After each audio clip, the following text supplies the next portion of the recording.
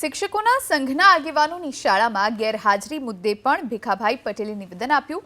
તેમણે કહ્યું કે સંઘોના આગેવાનો શાળામાં ગેરહાજર રહેતા હોય તો તેની તપાસ થવી જોઈએ। ગુજરાતના સામાન્ય વહીવટ વિભાગે મંજૂરી આપેલા સંઘના આગેવાનોની હાજરીની તપાસ થવી જોઈએ।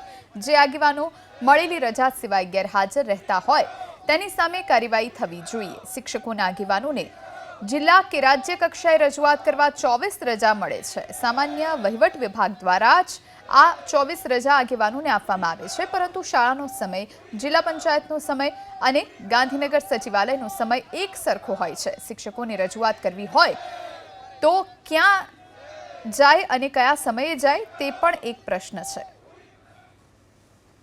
ગુજરાત સરકારે જ્યારે ઠરાવ કર્યો હોય, સામાન્ય વહીવટ વિભાગે ઠરાવ કર્યો હોય કે શિક્ષકોનું આ સંગઠન છે અને શાળાનો સમય 11 થી 5 હોય, જિલ્લા પંચાયતનો સમય 11 થી 5 હોય, સચિવાલયનો સમય 11 થી 5 હોય, ત્યારે શિક્ષકોના આગેવાનો કયા સમયે જિલ્લા પંચાયતમાં જાય, કયા સમયે ગાંધીનગર જાય? કારણ કે બંનેનો સરખો સમય છે। જો એ શાળામાં રહે તો ગાંધીનગર ના આવી શકે, એ શાળામાં રહે તો જિલ્લા પંચાયત ના જઈ શકે। અને એટલા માટે સામાન્ય વહીવટ વિભાગે ઠરાવ કર્યો છે કે જેને પણ ગાંધીનગર કે જિલ્લા પંચાયતમાં રજૂઆત કરવા જવું હોય એને 21 રજાઓ મળતી હોય છે। અમે આ રજાઓનો જ ઉપયોગ કરીએ છીએ, વત્તા કેજ્યુઅલ રજા પણ મૂકીએ છીએ, કારણ કે અમારું સંગઠન વિચારધારાવાળું સંગઠન છે।